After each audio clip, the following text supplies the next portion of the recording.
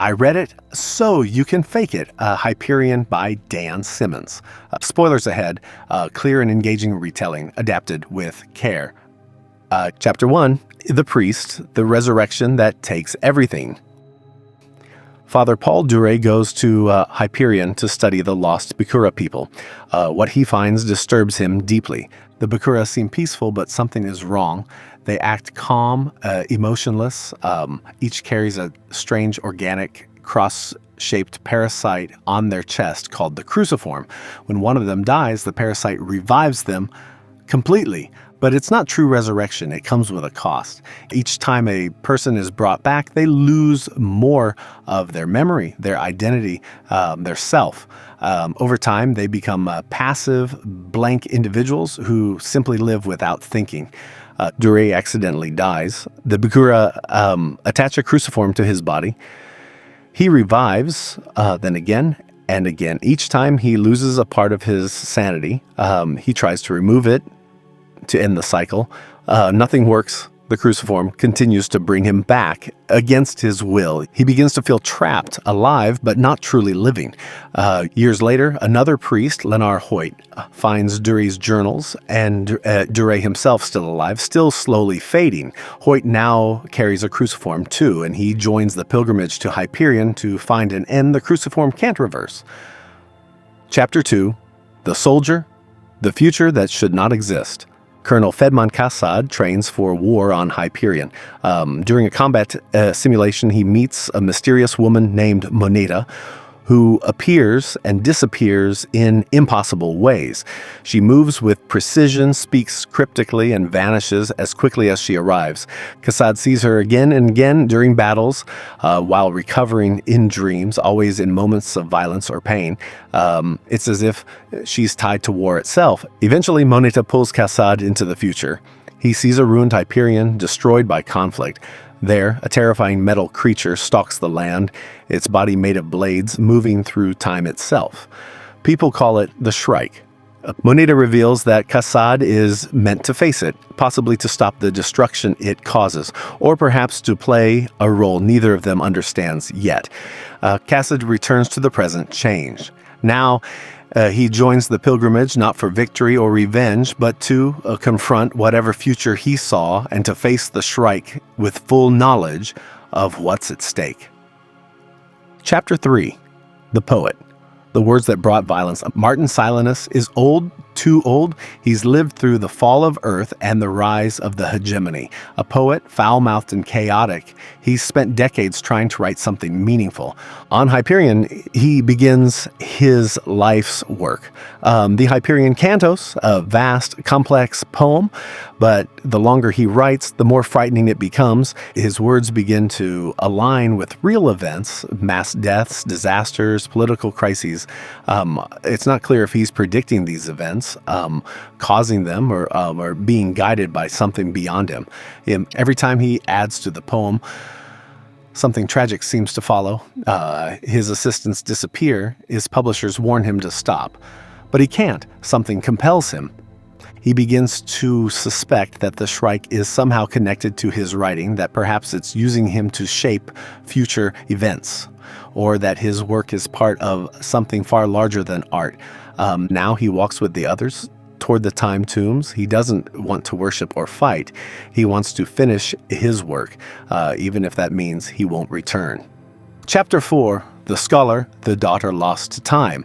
Solvintraub is a scholar, quiet and thoughtful. His daughter Rachel is a talented archaeologist, but during her research near the time tombs, something unexplainable happens. She begins aging in reverse. Day by day, she grows younger. She forgets. Her memories fade backward. Sol and his wife care for her even as she reverts to a child. Then a toddler. Eventually, she will become unborn. Sol dreams of a voice urging him to take Rachel to Hyperion, to bring her to the time tombs. He doesn't understand why, but the message repeats, growing stronger. He doesn't seek power. He doesn't seek revenge. He's walking this path to protect his daughter's dignity, to give meaning to her life, even if it's ending in the most unnatural way. He carries Rachel on the pilgrimage, knowing each step may be her last, but he won't give up until every option has been exhausted. Chapter 5, The Detective, the child that should not exist. Bron Lamia is a private investigator. She's hired by a man named Johnny who claims he's in danger. He's charming, intelligent, and deeply odd. She soon learns the truth. Johnny is not a man. He's an artificial intelligence, a creation of the TechnoCore, the AI network that runs much of human civilization. But Johnny is different. He believes he's human. He dreams, he feels, he writes poetry. He was never supposed to exist.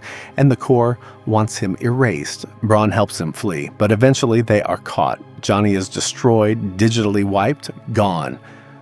Except he's not. Bron discovers she's pregnant. Not in the usual way. Something new is growing inside her, a fusion of AI and human origin. Not programmed, not implanted, something unique. She doesn't fully understand what it means, but she knows others will fear it, try to control it, or eliminate it. Now she walks toward the time tombs, seeking protection, not just for herself, but for what's to come. Because some changes are bigger than anyone can predict. Chapter 6, The Consul. The time that stole everything. The consul doesn't speak about himself. Instead, he shares the story of his grandparents. Siri was a woman from a peaceful ocean planet. Marion was a diplomat sent by the Hegemony. They met, they fell in love. But time itself was against them. Marin traveled between planets at near light speed. Every time he returned, decades had passed. For Siri, she aged. He didn't. They only saw each other once every generation. They tried to hold on to their love, but their world, Maui Covenant, was being pulled into the Hegemony's network. Its oceans exploited, its culture erased. The consul watched his planet fall. He watched time steal his family's happiness. He worked as a diplomat himself, but now he's done pretending. He joins the pilgrimage for reasons he hasn't revealed. Maybe to protect, maybe to destroy, maybe both. Chapter 7. The Pilgrimage, the Road to the Unknown. 7 people walk toward the time tombs. Each carries a burden. Each has a reason. They do not trust each other, but they are bound by something deeper. The knowledge that the future depends on what happens next. The time tombs distort time itself. The Shrike is said to live there, appearing suddenly, moving through moments like a thread through cloth. Some say it chooses one person. Some say it destroys everyone. As they walk, there are no promises, only questions. Who will be chosen? Who will return? And what will the Shrike decide? The book ends with silence. They continue forward, and time waits. That's Hyperion, a powerful journey across time, memory, and meaning, told through 7 unforgettable lives. Now you know their stories. Subscribe and tell us what book to retell next, because stories like these are too rich to be forgotten or unread.